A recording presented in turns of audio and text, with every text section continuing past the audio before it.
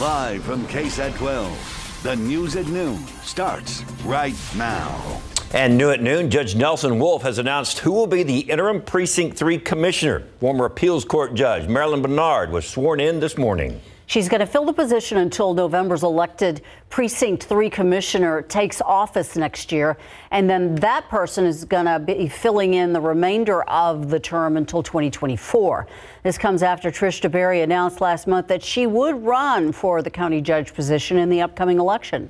Per state law, DeBerry had to resign so she could take part in the political campaign. She was a year into her term as commissioner.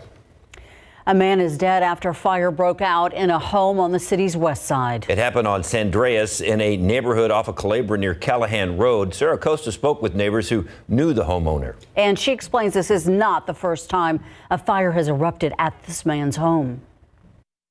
I called this morning to check on him and he didn't answer. Joy Salazar lives next door to the man who died from a fire this morning on the city's west side. She says when he didn't answer, she walked out to see smoke coming from his house and she called 911. We arrived at the scene just before 7:30 this morning and we saw first responders efforting to save the man's life outside the home. They were performing CPR, but moments later he was pronounced dead. Salazar says this isn't the first time her neighbor, who is in his 80s, has had a fire at his home. I know the last time something happened, he wasn't allowed to use the stove or anything, so we've been like taking him stuff to eat and stuff. But I don't know, maybe he tried to keep warm and turned it on, or what really happened. The battalion chief says they got the call just after 6:30 this morning for smoke coming out of his home in the 1400 block of San Andreas near Culebra. When firefighters arrived, they saw the homeowner unconscious on the ground in the hallway of the house. That's when they immediately started CPR outside, but firefighters say the man died from smoke inhalation and fire burns. They were able to get the fire under control. They believed it started in the living room. Just by looking from the outside of the home, the damage doesn't look as bad, but firefighters say the fire was intense enough to kill the man who lived alone. There's a lot of fire, a lot of heat, a lot of smoke, so, you know, it's definitely, if you couldn't get out, you're in trouble. Sarah Costa, KSAT 12 News. Also new this noon, another effort to find a missing child. A group organized a search this morning for Lena Keel. She disappeared more than 2 weeks ago, last seen on December 20th at a playground at her apartment complex on Fredericksburg Road. Police re-released several of Lena's pictures. They're looking for new leads in the case. This morning, Search and Rescue SATX met up to begin more search efforts. Once again, police say anyone who has information that leads to finding her can get a $150,000 reward. If you know anything, call the San Antonio Police Department's Missing Persons Unit. The phone number to call, 210-207-7660. A stop at a car wash has led to an unexpected hospital stay for one man. San Antonio police say he is being treated for a gunshot wound that he suffered during a robbery. It happened early this morning in the 2700 block of Fredericksburg Road, not far from Interstate 10. As Katrina Weber tells us, police found him at a different location, though. It's an empty truck, but San Antonio police investigators examining it hope it will be full of clues. They're trying to learn more about the people who shot its owner around 5:30 this morning, wounding him in his leg.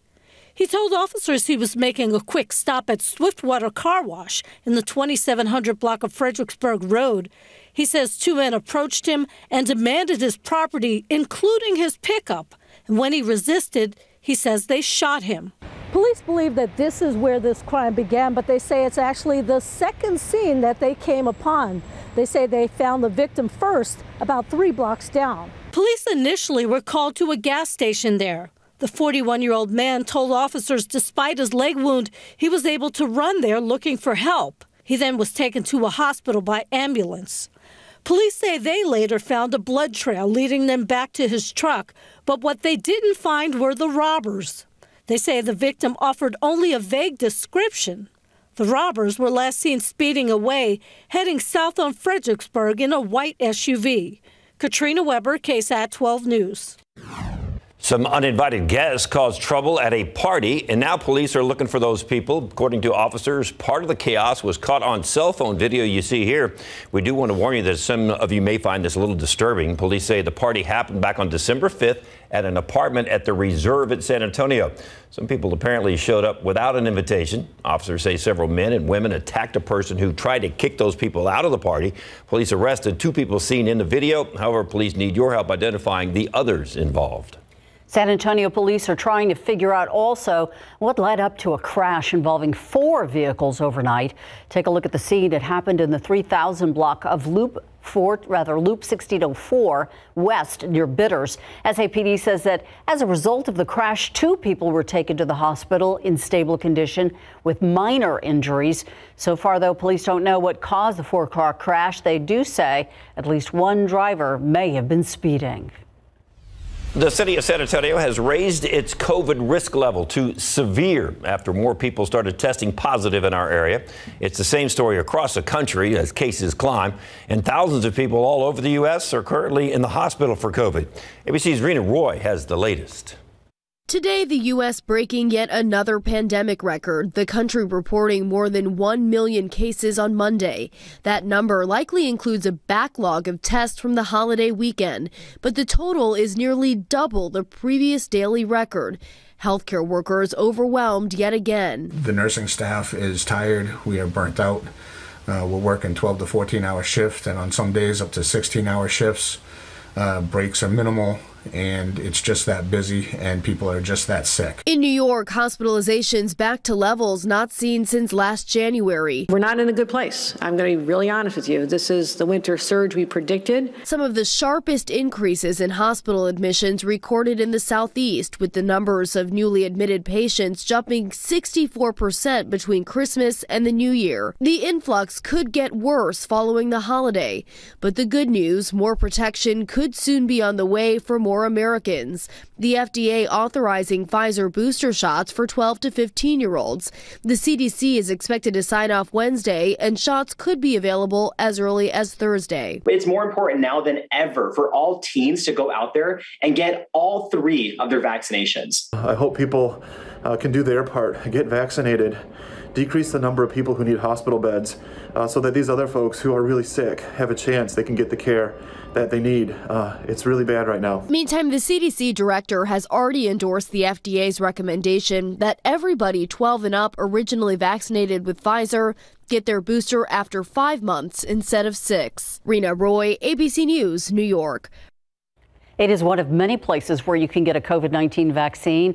Right now, the Bexar County Sheriff's Office and several other state and county agencies hosting a free vaccine clinic. This one's happening in front of the Bexar County Adult Detention Center, located at the 200 North Comal area.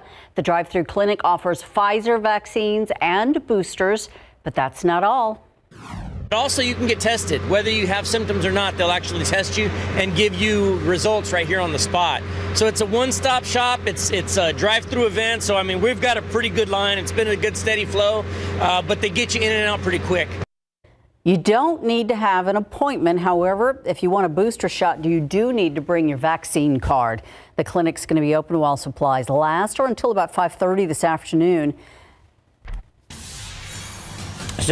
More fronts are in the forecast, which means temperature is going to be bouncing around. We'll time out some of those fronts for you coming up.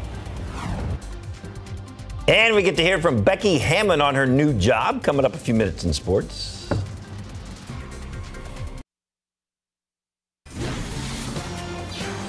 Yeah, it's here. The days of cold weather upon us finally, and a local council person is asking for the community's help to make sure that children and families stay warm this winter. District 1 Councilman Mario Bravo is helping collect coats that will benefit 2 local nonprofit organizations, helping children in crisis and people experiencing homelessness. Tiffany Huertas has a look at how a coat could change someone's life.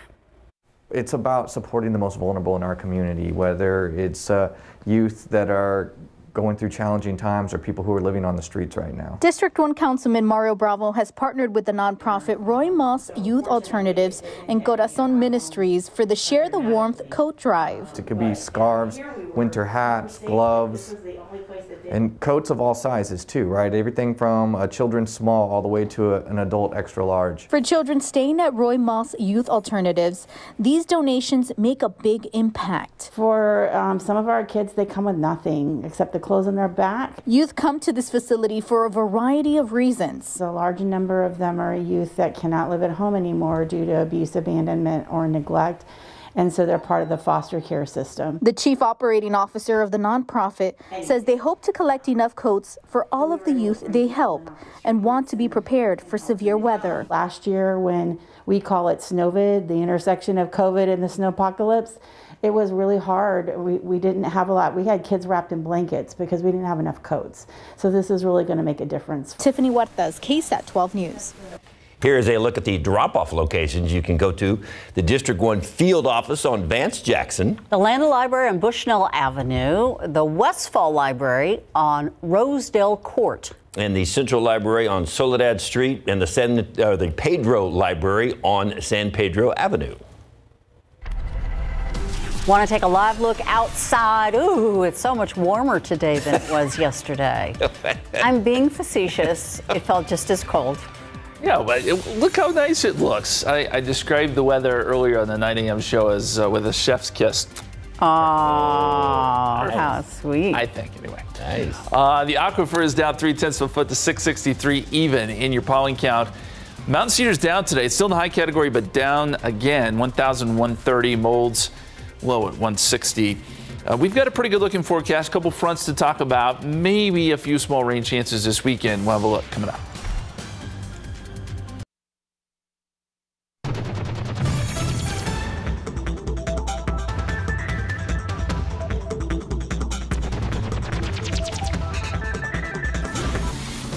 I think during the 9, one of our viewers sent in a comment about how it was a Chamber of Commerce day today, especially with a chef's kiss. Apparently. Yeah, I agree. This is good stuff. This is what you like. Yeah, I mean, it will be in the mid-60s this afternoon. Sunny skies. Winds will pick up a little bit, but that's okay. Beautiful day tomorrow. Then we got a cold front that's going to bring some more gusty winds and some cooler temperatures. Before we get into that forecast, though, I got to talk about December. What a December. It was the hottest December we've seen since 1889. You got to go back 132 years. Sarah Spivey wrote a great article about this if you want to check it out on KSAT.com, talking about where this December ranks. But you look at the last 20 years, we were much warmer than any year you see on this graph here. We averaged 64.2 degrees, so December was a very warm month. We've seen things kind of come back down to earth a little bit in January, a little more average as far as temperatures go. And today will be no exception. We've got 57 degrees right now, mostly clear skies. Dew point is at 38. South-southwesterly winds at 14. Those are those breezy winds I was mentioning. It's starting to bring in a little bit more of moisture along the coast. Not here. Today's still going to be dry for us when you're looking at the dew points. Satellite picture, we've got clear skies, but I will point out we've got a few clouds trying to develop down there around Corpus Christi. That's some of that moisture starting to come back on shore. Temperature-wise, 57 at the airport, 61 Gonzales, 65 Victoria, 59 in Austin, but close to 70 now in Corpus Christi. And I'll show you some of the dew points down there, starting to jump into the 50s. That's still pleasant, but that's an indication that that moisture is beginning to move back in. And usually when that happens, we start to see a little bit of fog. So I think tomorrow morning, fog is a possibility for those south and east of San Antonio. This particular model drops visibilities quite a bit around Beeville, Three Rivers, and down towards Refugio. We probably won't see it here in San Antonio. That moisture just won't make it that far north, but just a heads up for those south and east of town. Dew points do increase some Wednesday and Thursday, but not in a big way. By Friday, they drop again as we get a cold front through here. Then this weekend, they jump back up. We're in the 60s with the dew points. It's a little muggy or humid, and then they fall back off again with another front on Sunday. So a lot of back and forth here in the forecast. As you look across the country, it's really pretty quiet. That big storm system that brought all the snow yesterday to the nation's capital has moved off the coast, and we're just left with a little bit of snow across the northern tier states, the Dakotas into the Rocky Mountains. No big deal. Most of the country is looking at pretty good weather today, and that goes for Texas too. As we look forward with our forecast, we get our first front Thursday. I think it moves through late morning. With it, just some gusty winds, no rain, and it does cool us down. Temperatures will fall during the day on Thursday. By Friday, Moisture starts to come back in. We see clouds try to return Friday afternoon. And then by Saturday morning, some fog, maybe a little bit of drizzle, and can't rule out a shower either. But any rain that we see is going to be very light. It won't amount to much, and really rain chances are pretty low. On Saturday afternoon, again, maybe a shower east to San Antonio. Our next front comes in Sunday morning, Sunday midday. And with that, the rain stays generally east, and then we just get gusty winds, and we see the temperatures fall yet again. So a lot of back and forth in the forecast, as I mentioned. Today, though, beautiful. 65 degrees, mostly sunny. Southerly winds 10 to 15 miles per hour. Your temperatures will drop into the 40s tonight. We are not expecting a freeze. 49 by 10 p.m., 47 midnight. 73 Wednesday. We get that next front Thursday. Temperatures will fall. We start off in the 50s, but they may dip into the 40s by the late evening hours. And notice by Friday morning, we are back below freezing. 30 Friday morning, 56 Friday, 70 on Saturday, 72 Sunday. Just a very small chance of rain. And then we see some cool numbers to start off next week as well, guys. Hope we get some rain soon. Fingers crossed. Thank you. Becky Hammond tells us why she couldn't wait any longer after Las Vegas played their ace, and the Spurs are shorthanded, but nobody's going to feel sorry for them. So how do they deal with it on this 7-game road trip? Jakob Pertl has the answer coming up.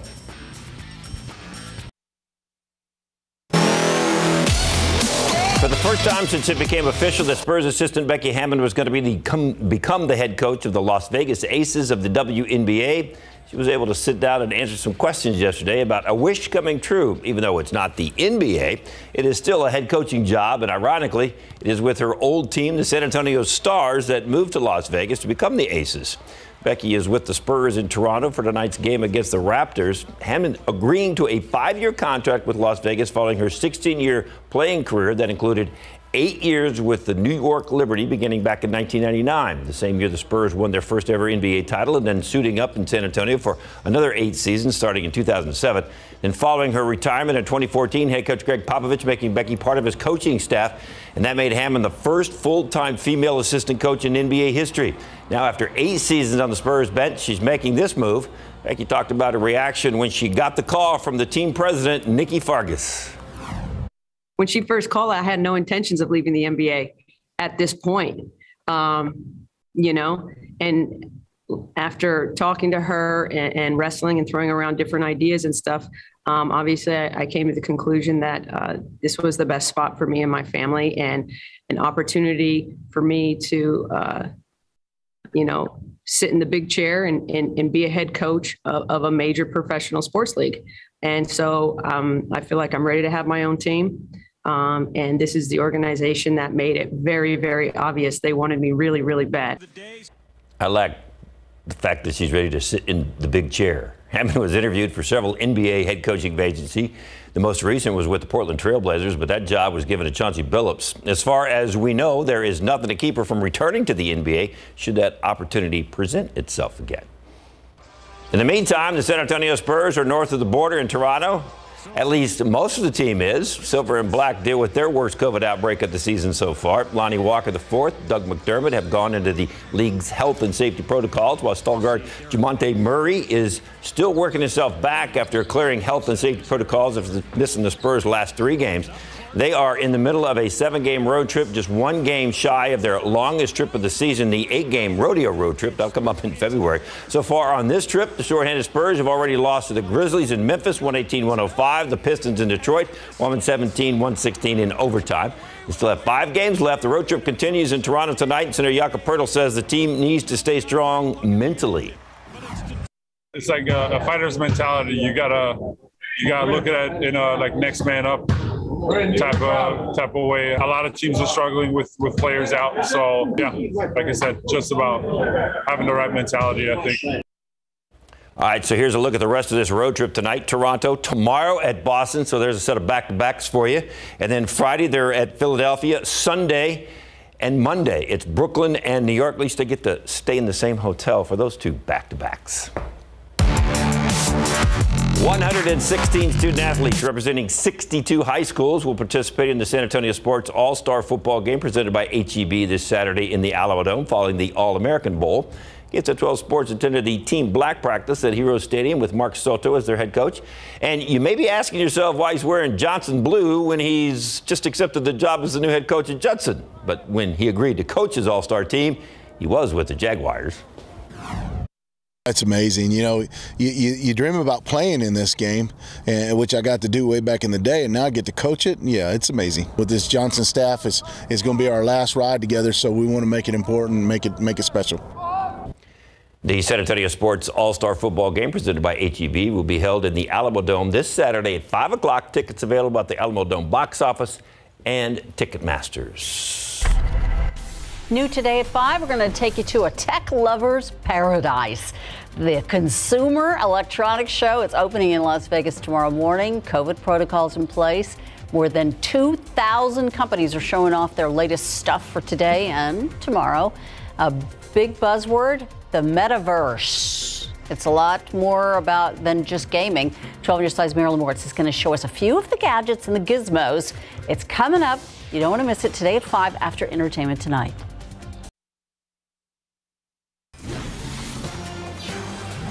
Elizabeth Holmes, the disgraced founder of blood testing company Theranos, will soon learn how many years she will spend in prison after a jury convicted her yesterday of defrauding investors. Holmes claimed her company had developed some new blood testing technology that would revolutionize the healthcare industry.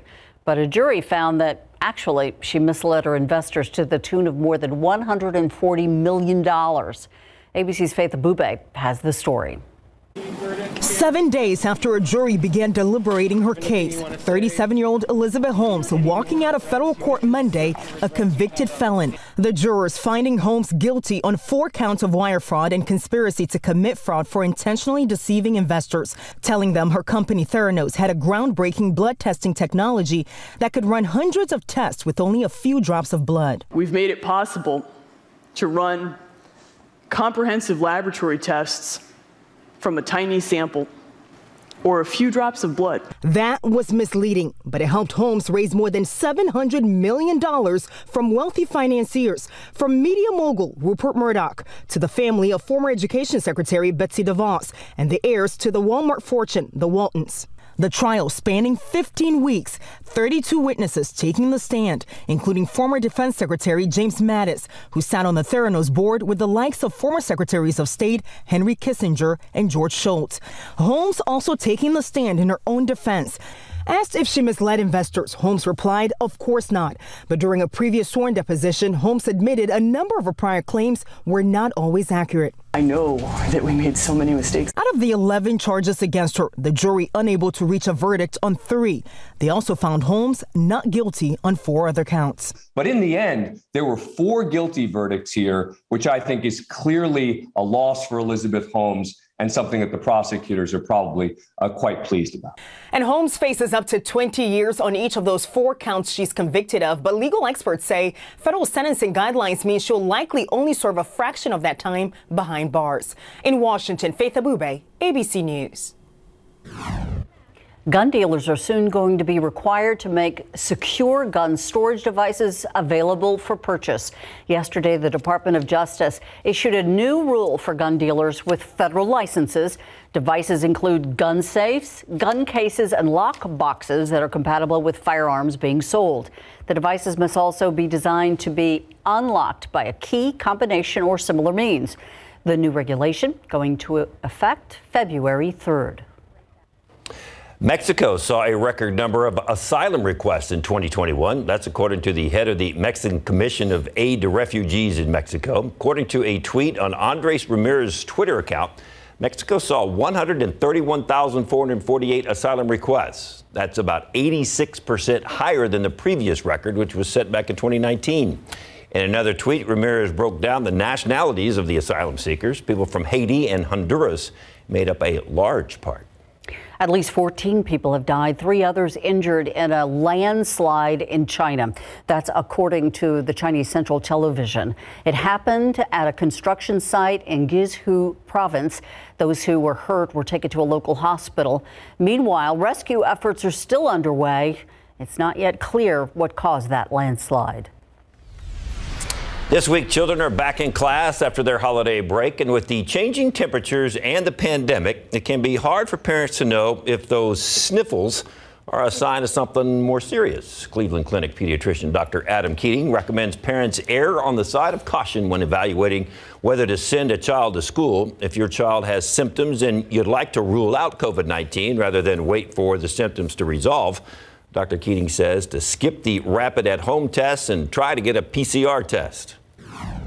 If they have a little bit of a runny nose and a PCR-based COVID test came back negative, then I think we can say that it was negative and this isn't COVID. So if they're feeling well enough, then those kids can go back to school. I would recommend that they wear a mask so they don't spread the cold around the school as well.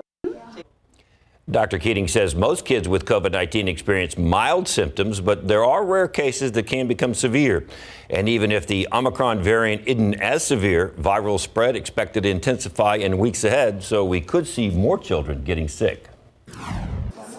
The problem is that with so many children and adults infected, even if the percent hospitalization rate is lower, we could see more children hospitalized over a very short period of time. So that certainly puts a strain on our healthcare resources. Children are the least vaccinated group in the U.S. According to the CDC, 53% of 12 to 17-year-olds are fully vaccinated. The percentage is even less for children ages 5 to 11. And COVID-19 hitting some flight crews hard as well. This coming as nasty weather begins to have an effect on travel. More than 8,000 flights have been canceled since just Saturday. And now the TSA says the crews are getting sick. More than 2,600 employees currently have COVID.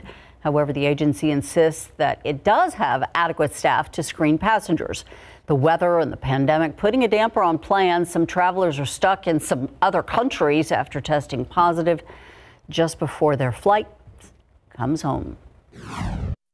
I think you have to be realistic that there is a chance that this can happen. We were pretty careful. We wore our mask and we tried to distance ourselves from people. I would not recommend anyone to leave the country until they decide what they can do with the regulations. Across America today, we've seen more than 1,000 flight cancellations thus far. Icy roads causing problems in Virginia. Senator Tim Kaine tweeted out this photo this morning after being stuck in traffic for more than 19 hours. Kaine said he started his normal 2-hour commute to Washington, D.C. around 1 o'clock yesterday. By 9:30 this morning, he was still nowhere near the Capitol. Earlier this morning, he tweeted out a picture of an orange, saying that a family was on their way to Connecticut from Florida when they got stuck in the same traffic. So they decided to hand out some oranges to fellow stranded travelers. Kaine said his office is in touch with the Virginia Department of Transportation to figure out how to help others in that same situation. Now that is some wintry weather there. That is a serious mess, isn't it? Yeah, we should invite them all here. Well, I was just looking at the maps. I-95 is still closed in a lot of spots, so there's still some people sitting there. And the sun is out, and those roads are starting to melt, but it's going to take a little more time. There's people that are stuck overnight, so just an awful situation there to our east. We're enjoying some beautiful weather. It has been so nice here across South Texas. Right now, 57 degrees. You look around the rest of the country, nothing that's bitterly cold until you get up into Montana, where it's negative 14 in Cut Bank, 5 in Caribou, 9 in International Falls. Those are typically our cold temperatures when you look across the United States. And then as you get down into Florida, our typical warm spot, Orlando and Miami, both in the 70s at this hour. Texas, somewhere in the middle, where it's really pretty comfortable. 58 Waco, 62 Houston, 59 Abilene, 59 in Midland. And we're going to see a lot of sun today across the entire Lone Star State. Just a few clouds as you get up into parts of the Texas Panhandle. And we can see a few thin high clouds work across the sky today, but for the most part, a lot of sun. And you see it there on our city cam.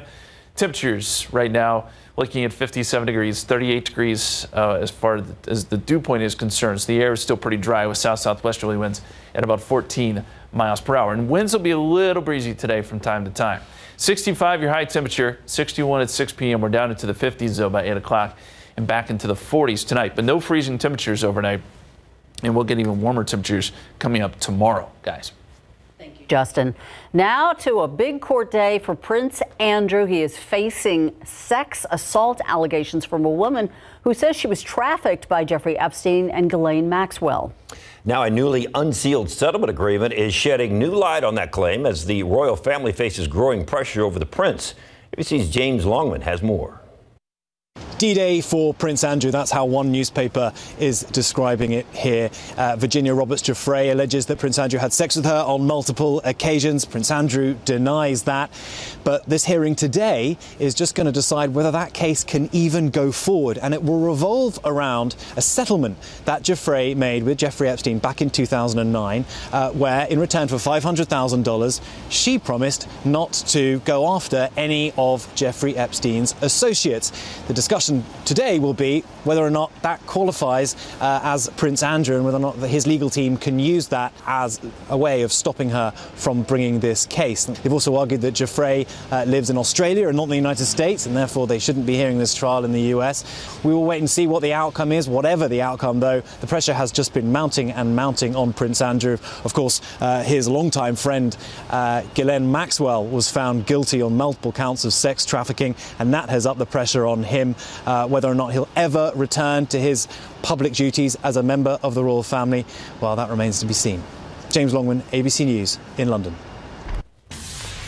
A lot of people starting their new year trying to be the best version of themselves they can possibly be. And of course, that starts with a healthy diet. Look at some of your best options still ahead. And the Powerball jackpot? It's even bigger than it was yesterday. How much the next winner could take home coming up.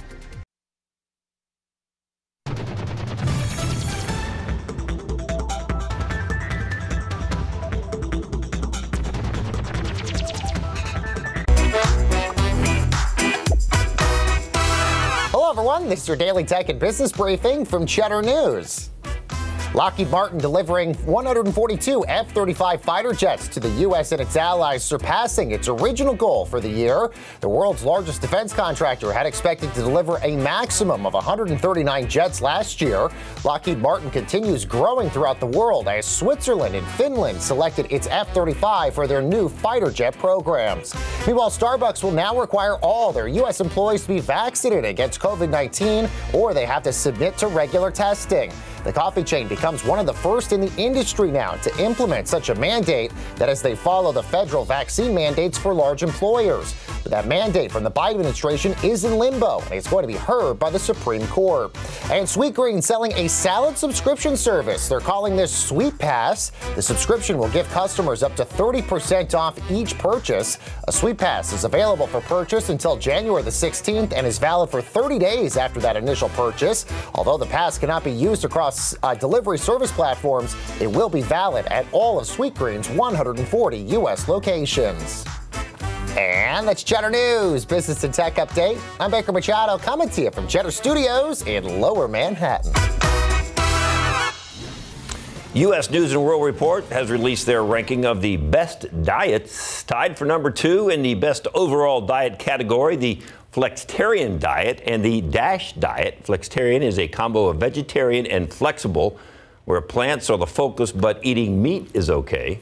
The DASH diet stands for Dietary Approaches to Stop Hypertension, developed by the National Heart, Lung, and Blood Institute, and is even good for people who don't have high blood pressure. DASH discourages foods that are high in saturated fats, like fatty meats. It's not a restrictive diet. It's nutritionally sound. There's a tremendous amount of science to back up its effectiveness. And for the 5th year in a row, the best overall diet is the Mediterranean diet. It emphasizes fruits and veggies, whole grains, beans, nuts, with fish and seafood a few times a week. Lots of olive oil, and meats and sweets are saved for special occasions. Someone still has the chance to become the first Powerball jackpot winner of 2022. The lottery's jackpot now jumping all the way up to $575 million since nobody won last night's drawing. According to the Texas Lottery, one person in Austin did win the consolation prize of $1 million by matching 5 out of 5 numbers without the Powerball. The next drawing tomorrow night. No one has won this jackpot in almost 3 months. Powerball does admit that the overall odds of winning the top prize are 1 in 292 million. Powerball played in 45 states along with Washington, D.C., Puerto Rico, and the U.S. Virgin Islands. Seems a little daunting when you put it like that. Well, I love that we say the consolation prize as if it's a bad thing. Just They won $1 billion million. bucks. No big deal. May the odds be with you? There you go. I'd be happy to win the consolation prize. I'd be all about it. 57 degrees so far today. 35 was the low this morning, so we did not get down below freezing, at least here in San Antonio. Record low is 17, set back in 1911. Record high is 85, set back in 1997. We're going to see some pretty average temperatures the next couple days. We'll have another look at your 7-day forecast coming up.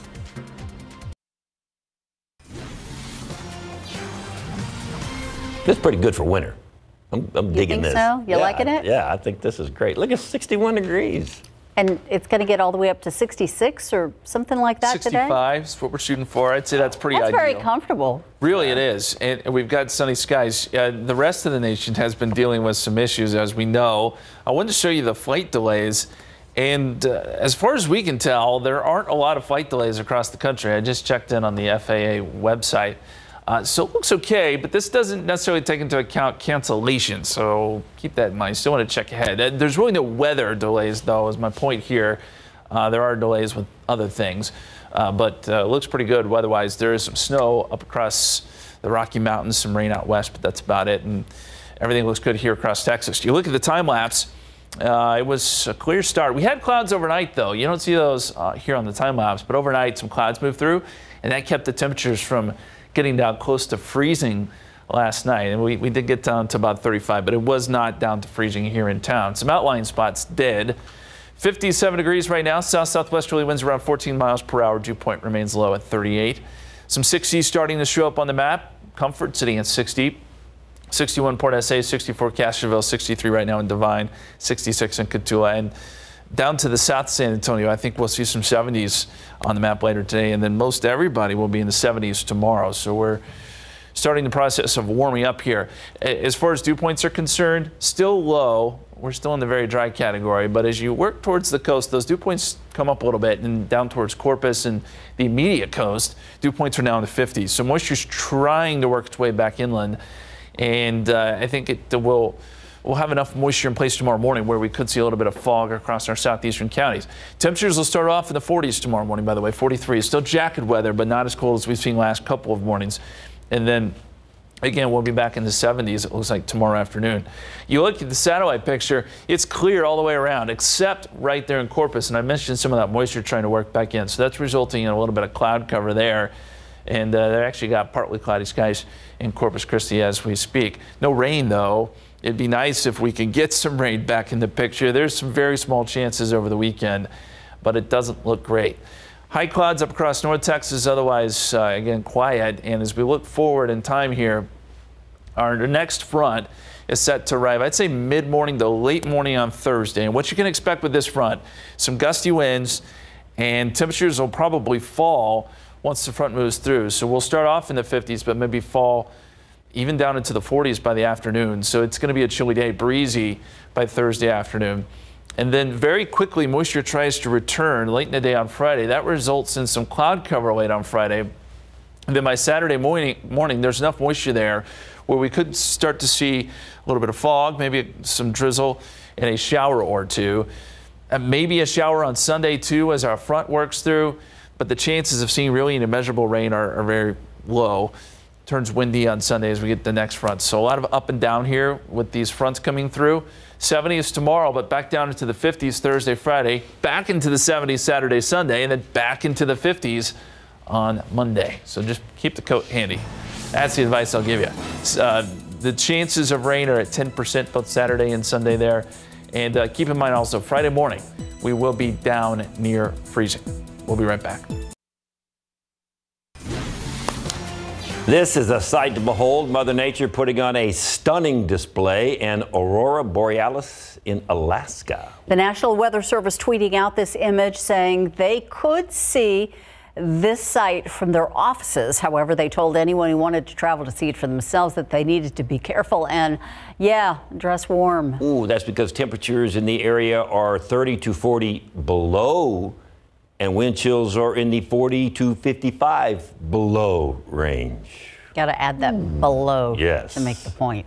And there's another stunning sight, a dinosaur leaving some footprints on a Welsh beach. They are still there 200 million years later. London's Natural History Museum says they date back to the Triassic period and are thought to be made by a sauropod or one of their relatives. Using these footprints, scientists can determine how this dinosaur walked. The museum says that the tracks will remain on the beach until they will be worn away by the tide. Oh, we're supposed to stay over here. Come back. Yeah, I'm coming. I'm coming. I wanted to get out of the way of the big dinosaur. I didn't know if that was coming or not. All right, there. One thing you want to stay out of the way from, not just a dinosaur, but somebody pogo sticking. Yes. How about extreme pogo? Oh, yes, we've got a world record holder here. Pogo Fred is going to show off some amazing skills and tell you how you can learn this as a hobby. I mean, why not? Or become a professional like him.